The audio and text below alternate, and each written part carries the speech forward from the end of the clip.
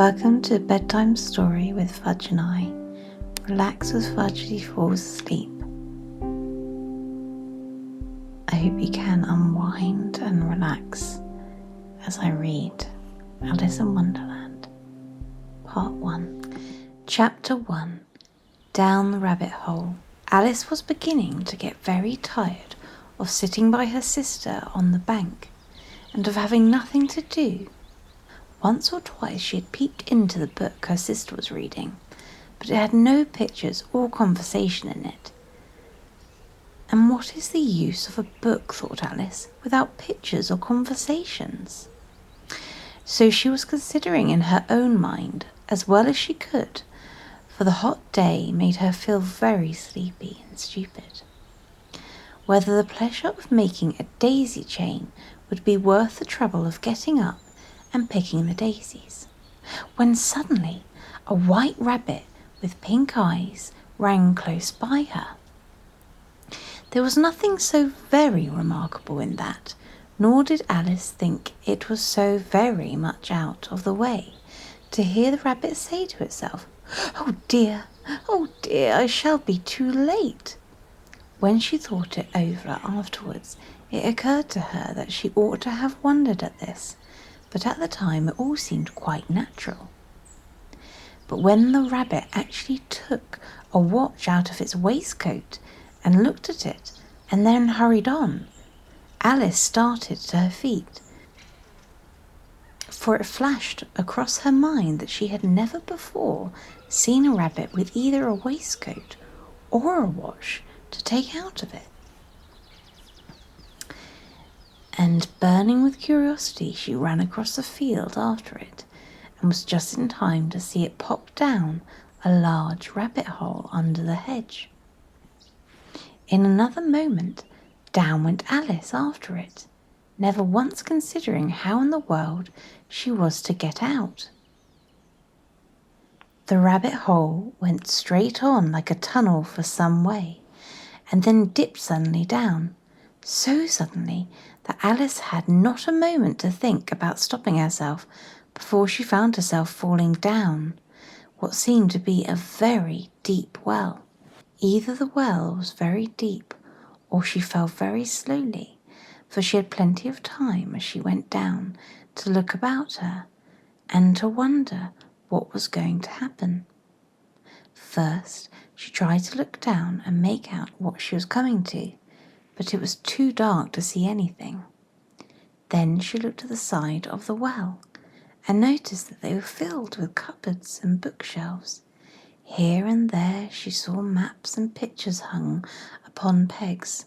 She took down a jar from one of the shelves as she passed it. It was labelled orange marmalade, but to her great disappointment it was empty. She did not like to drop the jar for fear of killing someone beneath, so managed to put it into one of the cupboards as she fell past. Well, thought Alice to herself, after such a fall as this, I shall think nothing of tumbling down stairs. How brave they'll all think of me at home. Why, I wouldn't say anything about it, even if I fell off the top of the house, which was very likely true. Down, down, down. Would the fall never come to an end? I wonder how many miles I've fallen by this time, she said aloud. I must be getting near somewhere the centre of the earth. Let me see. That would be 4,000 miles down, I think. For you see, Alice had learnt several things of this sort in her lessons in the schoolroom. And though this was not a very good opportunity for showing off her knowledge, as there was no one to listen to her, still it was good practice to say it over. Yes, that's about the right distance, but then I wonder what latitude or longitude I've got to. Alice had not the slightest idea what latitude was, or longitude either, but she thought they were nice, grand words to say. Presently she began again. I wonder if I should fall right through the earth How funny it will seem to come out among the people that walk with their heads downwards. Antipathies, I think. She was rather glad there was no one listening this time, as it didn't sound at all the right word. But I shall have to ask them what the name of the country is, you know. Please, Mum, is this New Zealand or Australia? And she tried to curtsy as she spoke. Fancy curtsying as you're falling through the air. Do you think you could manage it? And what an ignorant little girl. She'll think of me for asking. No, it'll never do to ask. Perhaps I shall see it written up somewhere. Down, down, down. There was nothing else to do, so Alice soon began talking again. Dinah will miss me very much tonight, I should think. Dinah was the cat. I hope they'll remember her saucer of milk at tea time. Dinah, my dear, I wish you were down here with me. There are no mice in the air, I'm afraid, but you might catch a bat, and that's very like a mouse, you know. But do cats eat bats, I wonder? And here Alice began to get rather sleepy, and went on saying to herself in a dreamy sort of way, Do cats eat bats? Do cats eat bats? And sometimes, do bats eat cats? For you see, as she couldn't answer either question, it didn't matter much which way she put it. She felt that she was going to doze off, and had just begun to dream that she was walking hand in hand with Dinah, and was saying to her very earnestly, Now, Dinah, tell me the truth.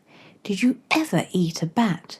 Then suddenly thump, thump, down she came upon a heap of sticks and dried leaves, and the fall was over. Alice was not a bit hurt, and she jumped up to her feet in a moment. She looked up, but it was all dark overhead. Before her was another long passage, and the white rabbit was still in sight, hurrying down it. There was not a moment to be lost. Away went Alice like the wind, and was just in time to hear it say, as it turned a corner, Oh, my ears and whiskers, how late it's getting. She was close behind it when she turned the corner, but the rabbit was no longer to be seen. She found herself in a long, low hall, which was lit up by a row of lamps hanging from the roof. There were doors all around the hall, but they were all locked, and when Alice had been all the way down, side and up the other, trying every door, she walked sadly down the middle, wondering how she was ever to get out again. Suddenly, she came upon a little three-legged table, all made of solid glass. There was nothing on it but a tiny golden key, and Alice's first idea was that this might belong to one of the doors of the hall. But alas, either the locks were too big or the key was too small. But at any rate, it would not open any of them. However, on the second time round, she came upon a low curtain she had not noticed before, and behind it was a little door about 15 inches high. She tried the little golden key in the lock, and to her great delight, it fitted. Alice opened up the door and found that it led into a small passage, not much larger than a rat hole. She knelt down and looked along the passage into the loveliest garden you've ever seen. How she longed to get out of that dark hall and wander about among those beds of bright flowers and those cool fountains. But she could not even get her head through the doorway. And even if my head would go through, thought poor Alice, it would be of very little use without my shoulders. Oh, how I wish I could shut up like a telescope. I think I could if I knew how to begin. For you see, so many out-of-the-way things had happened lately that Alice had begun to think that very few things indeed were really impossible. There seemed to be no use in waiting by the little door, so she went back to the table, half hoping she might find another key on it, or at any rate a book of rules for shutting people up like telescopes. This time she found a little bottle on it, which certainly was not there before, said Alice. And tied around the neck of the bottle was a paper label with the words, "Drink me," beautifully printed on it with large letters. It was all very well to say "drink me," but the wise little Alice was not going to do that in any hurry. "No, I'll look first," she said, "and see whether it's marked poison or not." For she had read several nice little stories about children who had got burnt and eaten up by wild beasts and other unpleasant things, all because they would not remember the simple rules their friends had taught them, such as that a red-hot poker will burn you if you hold it too long, and that if you cut your finger very deeply with a knife, it usually bleeds. And she had never forgotten that. If you drink much from a bottle marked poison, it's almost certain to disagree with you sooner or later. However, the bottle was not marked poison, so Alice ventured to taste it, and finding it very nice. It had in fact a sort of mixed flavour of cherry tart, custard, pineapple, roasted turkey, toffee, and hot buttered toast. She very soon finished it off. "What a curious feeling," said Alice. "I must be shutting up like a telescope." And so it was indeed. She was now only 10 inches high, and her face brightened up at the thought that she was now the right size for going through the little door in that lovely garden. First, however, she waited for a few minutes to see if she was going to shrink any further. She felt a little nervous about this, for it might end, you know, said Alice to herself, in me going out altogether, like a candle. I wonder what it should be like then. And she tried to fancy what the flame of a candle looks like after the candle is blown out. For she could not remember ever having seen such a thing. After a while, finding that nothing more happened, she decided on going into the garden at once. But alas for poor Alice, when she got to the door, she found she had forgotten the little golden key. And when she went back to the table for it, she found she could not possibly reach it, and could see it quite plainly through the glass. And she tried her best to climb up one of the legs of the table, but it was too slippery, and when she had tired herself out with trying, the poor little thing sat down and cried. "Come, there's no use in crying like that," said Alice to herself, rather sharply. "I advise you leave off this minute." She generally gave herself very good advice, though she very seldom followed it. And sometimes she scolded herself so severely as to bring tears into her eyes, and once she remembered trying to box her own ears for having cheated herself in a game of croquet, and she played against herself, for this curious child was very fond of pretending to be two people. But it's no use now, thought poor Alice, to pretend to be two people. Why, there's hardly enough of me left to make one respectable person. Soon her eye fell on a little glass box that was lying under the table. She opened it and found in it a very small cake, on which the words "Eat me" were beautifully marked in currants. "Well, I'll eat it," said Alice, "and if it makes me grow larger, I can reach the key, and if it makes me grow smaller, I can creep under the door. So either way, I'll get into the garden and I don't care which happens." She ate a little bit and said anxiously to herself, "Which way? Which way?" holding her hand on the top of her head to feel which way it was growing. And she was quite surprised to find that she remained the same size. To be sure, this is what generally happens when one eats cake. But Alice had got so much into the way of expecting nothing but out of the way things to happen that it seemed quite dull and stupid for life to go on in a common way. So she set to work and very soon finished off the cake. Chapter 2. The Pool of Tears. "Curiouser and curiouser," cried Alice. She was so much surprised that for the moment she quite forgot how to speak good English. "Now I'm opening out like the largest telescope that ever was. Goodbye, feet." For when she looked down at her feet, they seemed so much to be almost out of sight.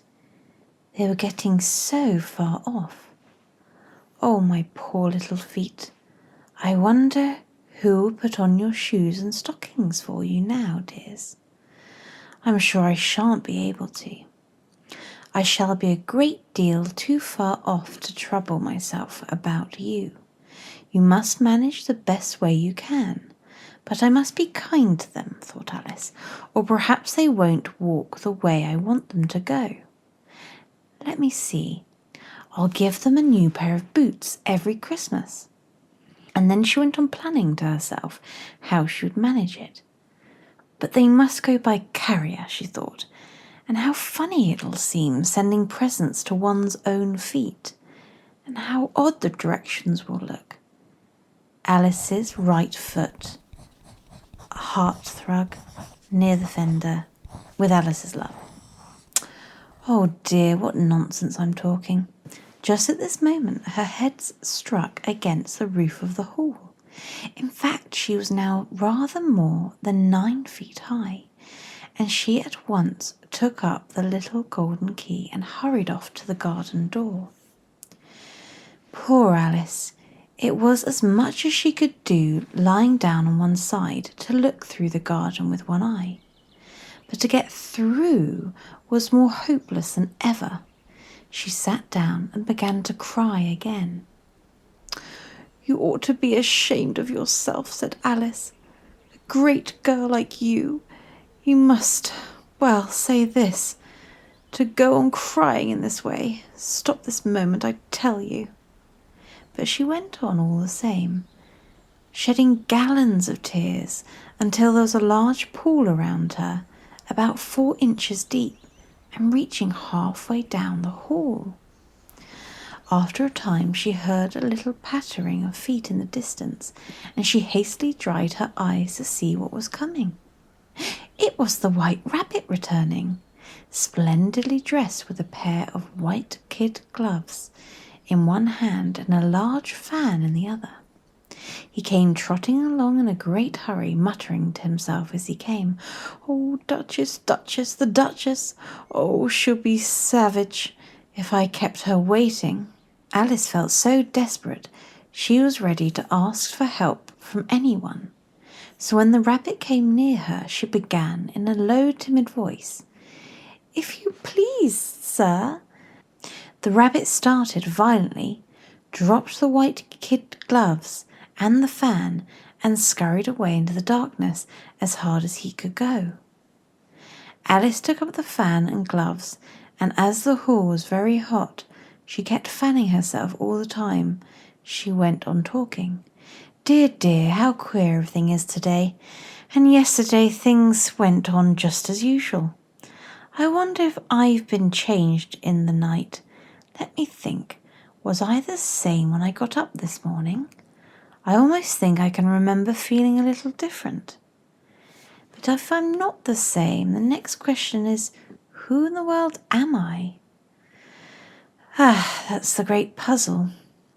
And she began thinking over all the children she knew that were of the same age as herself, to see if she could have been changed to any of them. I'm sure I'm not Ada, she said, for her hair goes in such long ringlets, and mine doesn't go in ringlets at all.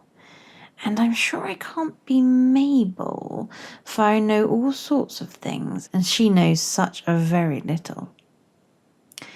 Besides, she's she, and I'm I, and oh dear, how puzzling it all is. I'll try if I know all the things I used to know. Let me see. 4 times 5 is 12, and 4 times 6 is 13, and 4 times 7 is, oh dear, I shall never get to 20 at this rate. However, the multiplication table doesn't signify. Let's try geography. London is the capital of Paris, and Paris is the capital of Rome, and Rome, no, that's all wrong. I'm certain. I must have been changed to Mabel. I'll try and say, how doth the little? And she crossed her hands in her lap as if she were saying lessons, and began to repeat it. But her voice sounded hoarse and strange, and the words did not come out the same as they used to do.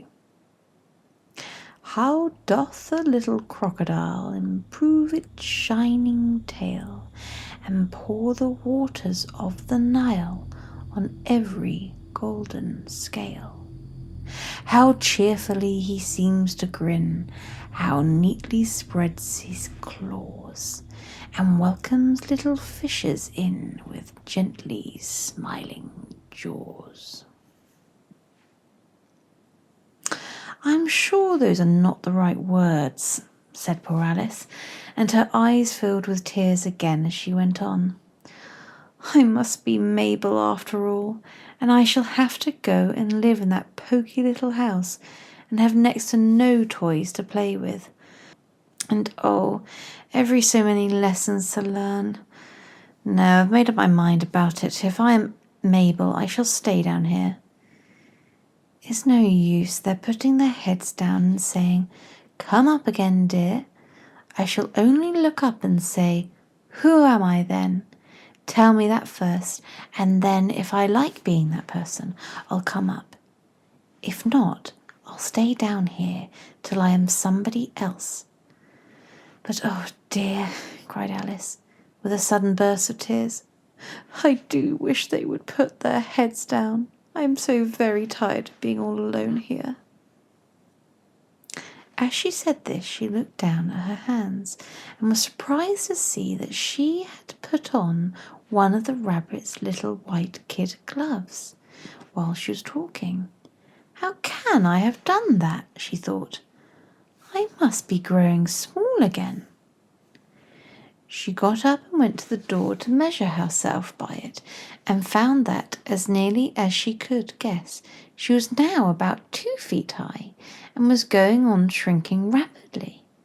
She soon found out that the cause of this was the fan she was holding, and she dropped it hastily, just in time to save herself from shrinking away altogether.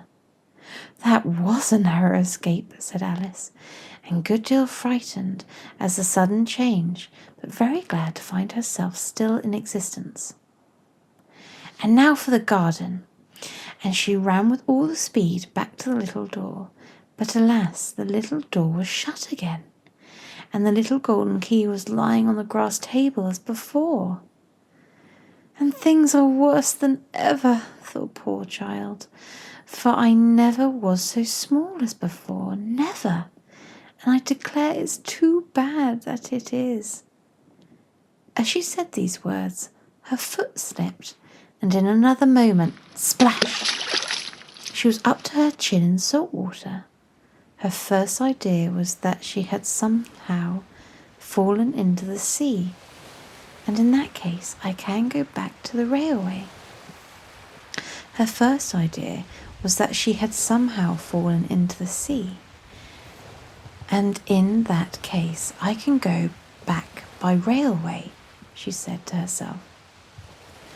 Alice had been to the seaside once in her life and had come to the general conclusion that wherever you go to on the English coast, you find a number of bathing machines in the sea.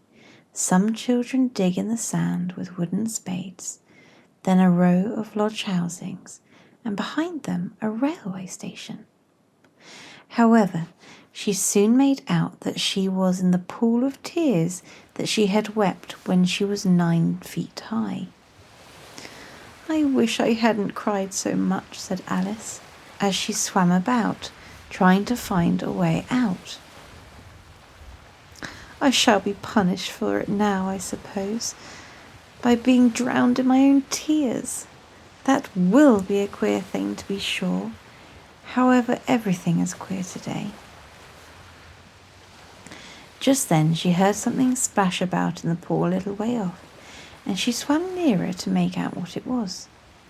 At first she thought it might be a walrus or a hippopotamus, but then she remembered how small she was now, and she soon made out that it was only a mouse that had slipped in like herself. Would it be any use now, thought Alice, to speak to this mouse? Everything is so out of the way down here that I should think very likely it can talk. At any rate, there's no harm in trying. So she began.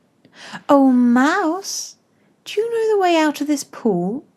I am very tired of swimming about here. Oh, mouse!" Alice thought this must be the right way of speaking to a mouse. She had never done such a thing before, but she remembered having seen in her brother's Latin grammar, a mouse, of a mouse, to a mouse, a mouse, o mouse. The mouse looked at her rather inquisitively and seemed to her to wink with one of its little eyes, but it said nothing.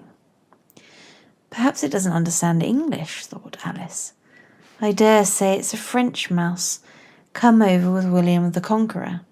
For with all her knowledge of history, Alice had no very clear notion how long ago anything had happened. So she began again. "Où est mon chat?" which was the first sentence in her French lesson book. The mouse gave a sudden leap out the water and seemed to quiver all over with fright. "Oh, I beg your pardon," cried Alice hastily, afraid that she had hurt the poor animal's feelings. I quite forgot that you don't like cats."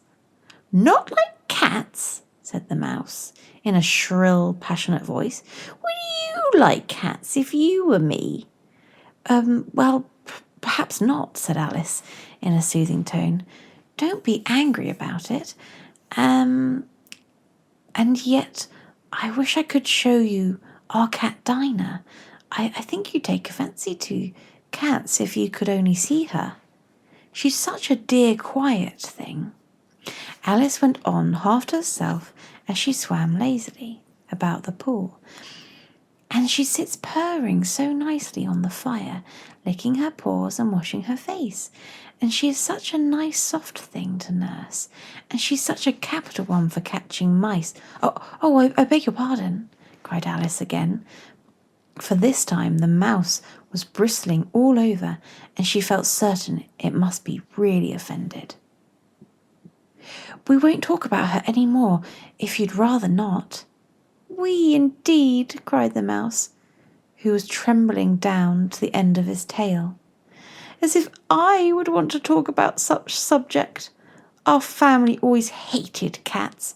Nasty, low, vulgar things. Don't let me hear the name again." I won't indeed," said Alice, in a great hurry to change the subject of the conversation. Are you fond of dogs?" The mouse did not answer, so Alice went on eagerly. "There is such a nice little dog near our house I should like to show you. A little bright-eyed terrier, you know, with, such long curly brown hair. And it'll fetch things when you throw them, and it'll sit up and beg for its dinner, and all sorts of things. I can't remember half of them, And it belongs to a farmer, you know, and he says it's so useful. It's worth £100. He says it kills all the rats and... Oh dear, cried Alice in a sorrowful tone. I'm afraid I've offended it again. But the mouse was swimming away from her as hard as it could go and making quite a commotion in the pool as it went. So she called softly after it, Mouse dear, do come back again, and we won't talk about cats or dogs either, if you don't like them. When the mouse heard this, it turned around and swam slowly back to her. Its face was quite pale, with passion, Alice thought. And it said in a low, trembling voice, Let us get to shore, and then I'll tell you my history, and you'll understand why I hate cats and dogs. It was high time to go, for the pool was getting quite crowded with birds and animals that had fallen into it. There was a duck, a dodo, a lorry, an eaglet, and several other curious creatures. Alice led the way, and the whole party swam to shore.